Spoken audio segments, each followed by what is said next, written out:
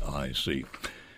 An illustrious group here. It is the Sheriff's Roundtable. And Greg, is it Pollan or Pollan? Pollan. Okay, very good. And then Randy Tucker. Good morning, Sheriff Tucker. How are you doing, sir? Doing great.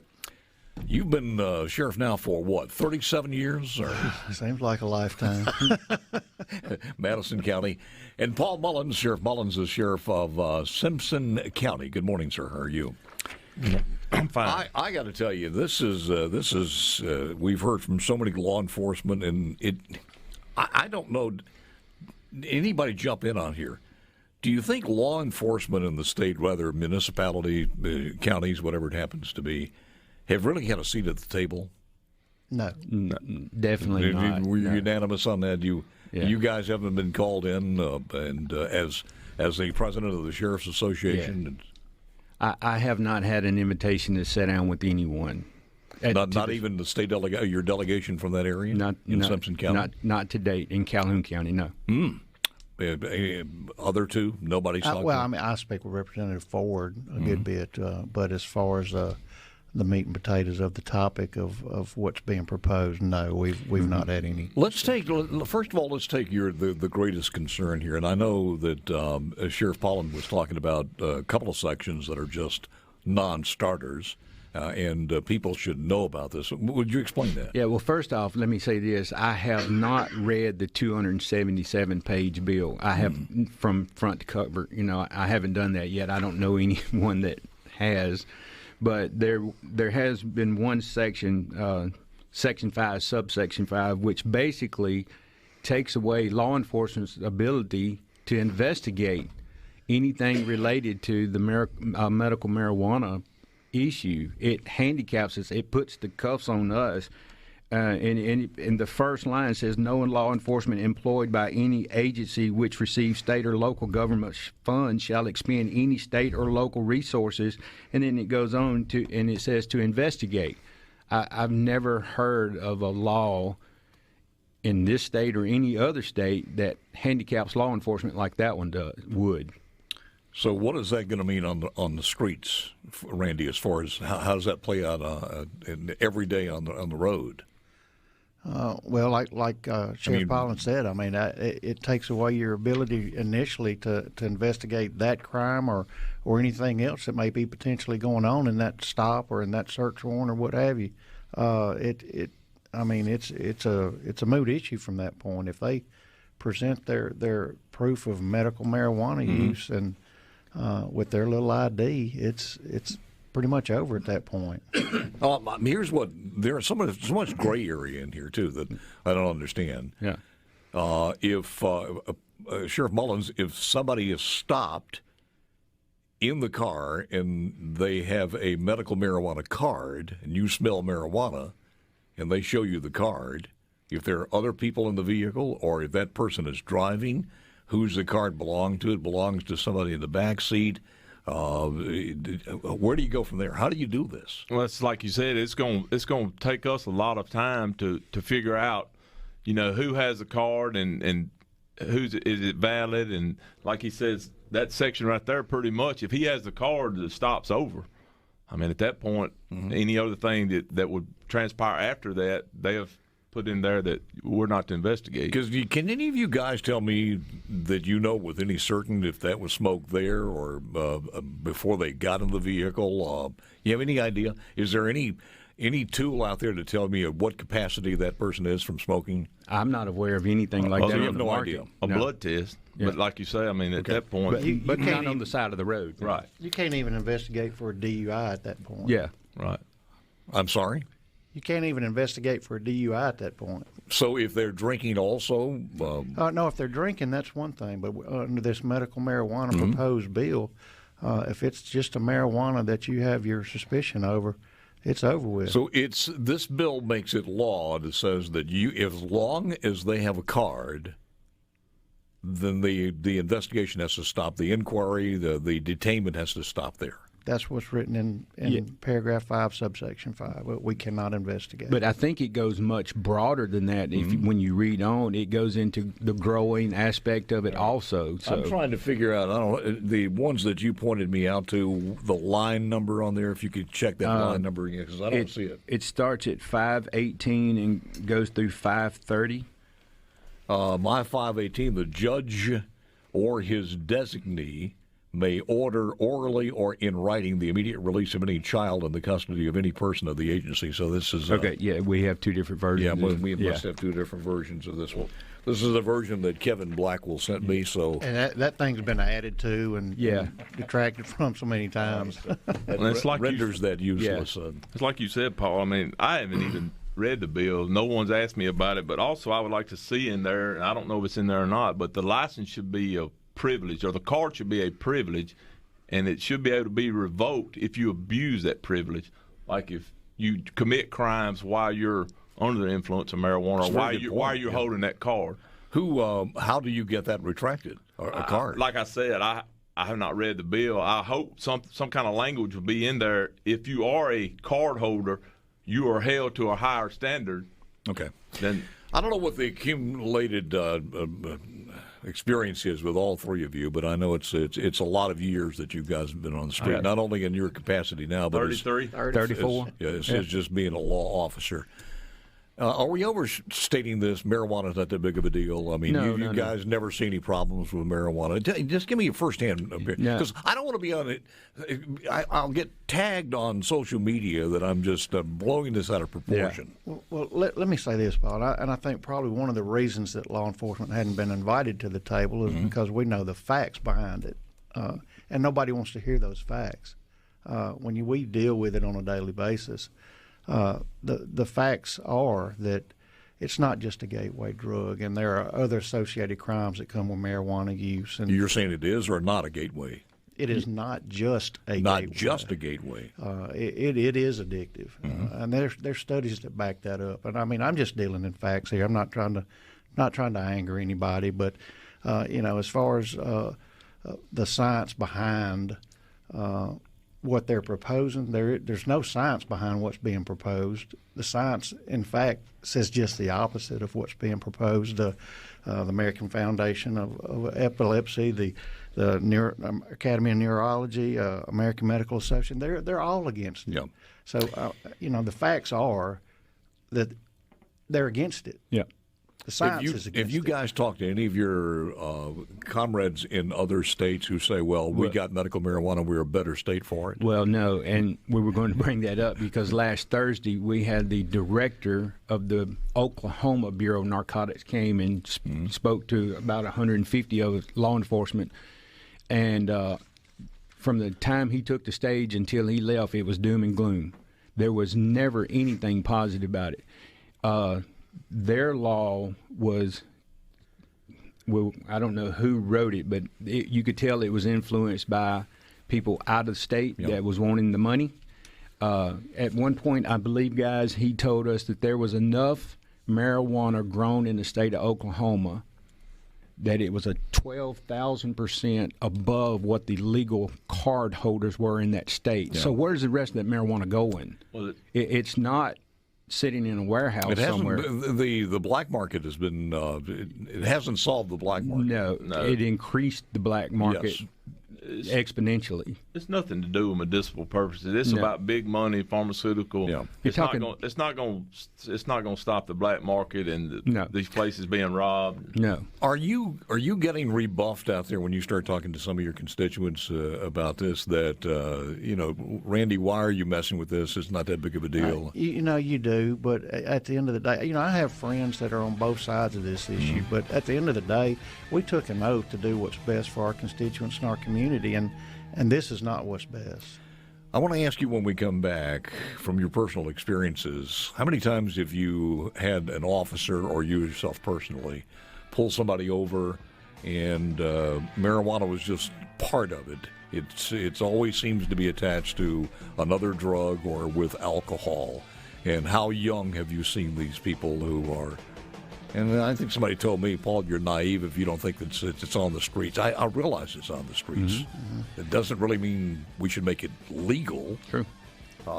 We could say the same thing about opioids, but all right, we'll continue with the have time for the end. Let's get back to the interview with Sheriff's Roundtable Greg Pollan, Randy Tucker, and also Paul Mullins. We were talking about a sundry of different things here, but is from your experience, and we talk about a gateway drug, is alcohol? I mean, is marijuana most of the time being used with other things there for non-medicinal purposes? Yes. Yes, absolutely. Any experience you want to mention?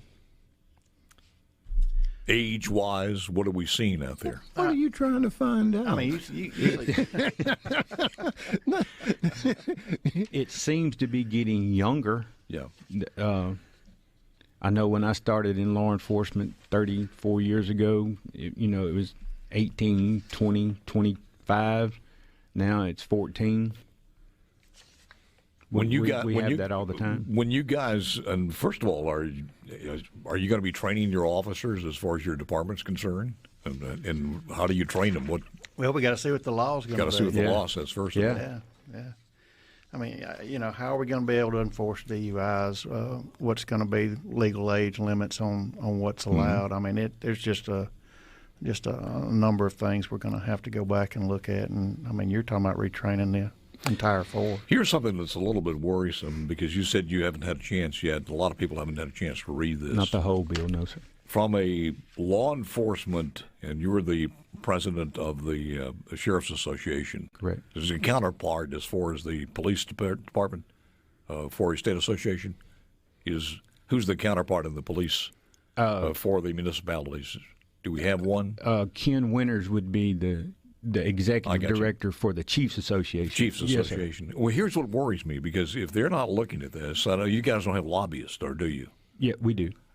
If your lobbyists ought to be looking at this, they ought to be somewhere down the line. Both of you need to get together, and all the lobbyists who are working for either side look at this thing and pinpoint it and address this if there is a special session, or certainly when we get to the regular session, because this thing is. If it goes into law here, it's not good. It can't be just one side to the table, though, Paul. I mean, you got to have both sides to do that. I mean, we're willing to do that. We would love to do that. Have you made an offer to either side, House and Senate, to do that? I have through our representative Ford. Mm-hmm. I mean, I know she has been lobbying these other representatives to Jill get Ford. involved. Jill Ford has been adamantly trying to get this thing taken care of in a better way. Absolutely, she has, and I really applaud her for her efforts. But she's one person. We would love and request that. Yeah. When you go into a home now, if you're called to go into a home. This is a very difficult interview to do because nobody knows, and we don't know what the law is. Yeah, right. We're kind of sitting around twiddling our thumbs until we're invited to the table, until there is or is not a special session. Let me add something that's very important. Sheriff Mullins, Sheriff Pollan, and myself, we're not here to make anybody mad. We're here presenting the other side of the argument. We're not trying to say we're right or they're wrong or anything like that. What we're trying to do is get all the information out there, because a lot of people were confused the first time this bill went around in the what was it, Initiative 65. It was very confusing. When this bill goes bad, Randy, who they gonna call? Exactly. They're calling us. Well, the only good thing about that, now the legislature can come back and address it. If it was in the constitutional law, they could not do it. That's right. I'll say to this day, and people don't want to hear me say this, but if there are 6 statues that are erected outside the state Supreme Court, it ought to be of the 6 Supreme Court justices that have saved this state's arse for decades to come. Agreed. Whether you like it or not, because if that thing was in law now, we would financially and every other aspect be gone. Yeah. Well, and it's okay for all of us to disagree on this topic, and we can agree to move on beyond that, but we all need the information. Yeah. I think would you agree with me? We know we're going to have medical marijuana. That's a foregone conclusion. What we want is for it to be what the original idea was from those compassionate people who put their names on that compassionate list. Those are for the people who've tried every other medication, doesn't work, or those who are in hospice or with the terminal illness. And if marijuana helps them, God bless them. Exactly. Yeah. And I don't think we're opposed to that. I don't think anybody's opposed to I don't think anybody's opposed. You just don't need to be able to drive down to a convenience store and pick it up. Yeah, but we saw the people who were on the growing, profiting side correct. Raise hell when we started mentioning the Alabama law, because they said the Alabama law was too restrictive, which simply means you're cutting our clientele. Correct. I mean, let's just be honest. Yeah. This is big money. They're trying to turn this into an industry. Yeah. Let's just be honest. Do you think if we had 65, a vote again on 65, would people know now it would be the same amount? I think it would be close. I think it would be a lot closer in numbers. Yeah.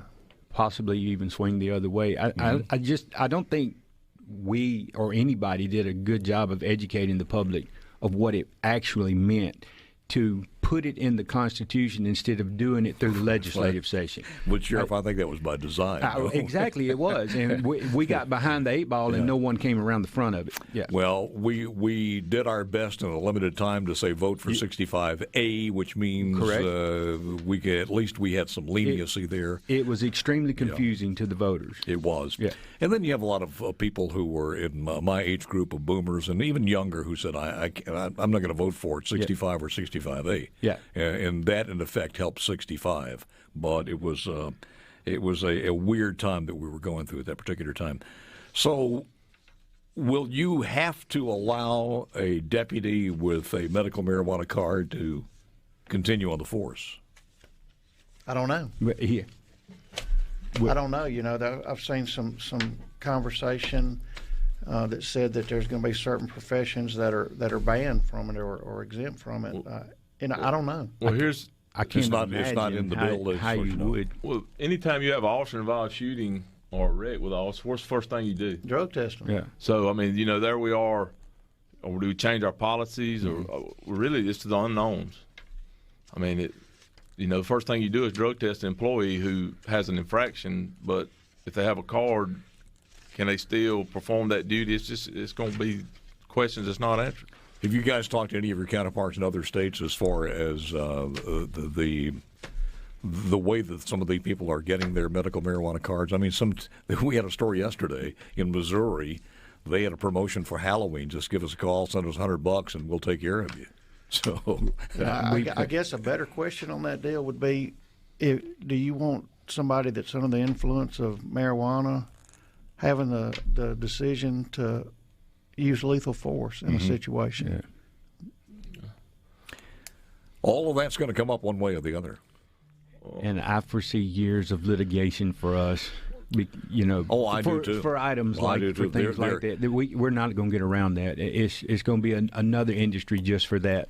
How many pages did you say it was? 277, I believe. 277 pages. You'll have enough to build the industry as far as legal, and that's what we know. In the gray areas, there'll be another 1,000 lawsuits. Exactly. One way or the other, yeah. There's only another 100 pages coming. Yeah, that's right. There's another 100 pages. For real, yeah. Yeah. So what do you want in the final time we have here? Let me call on Sheriff Mullins first of all. What do you want the public to know about this? Well, I'll just give you a scenario. This is about pharmaceutical. It's not about medical marijuana. But in the last 2 weeks, we have arrested 4 individuals from Atlanta, Georgia, prescription fraud in our little town of Mendenhall to get promethazine, codeine syrup, because they're carrying it back to the clubs in Atlanta, getting $1,800 for a small bottle of codeine syrup so you can sell in the club. So once we get medical marijuana here, what are we going to bring to Mississippi to, what kind of clientele are we going to bring here? And also, are we going to allow people to leave our state with medical marijuana that comes from Mississippi to another state? If they legally obtained it here, can they leave the state with it? It's going to be the black market's going to rise significantly.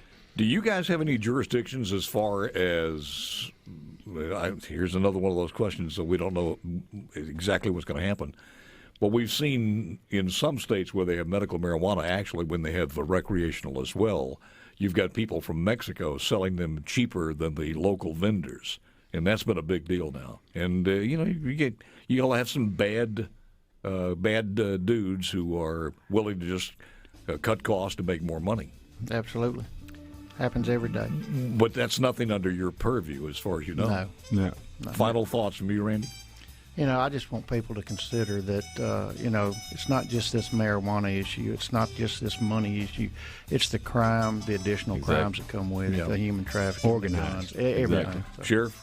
Yeah, we just want a seat at the table. We want to be heard. Law enforcement needs to be heard. We need to be in the mix on this. It's getting kind of late, though, isn't it? Well, you would think so, but still, everybody knows my number. Call me. Guys, thank you so very much. Let's do this again, maybe first of the year, and we'll see how things have worked out. Be happy to. Sheriff's Roundtable, we thank you so very much.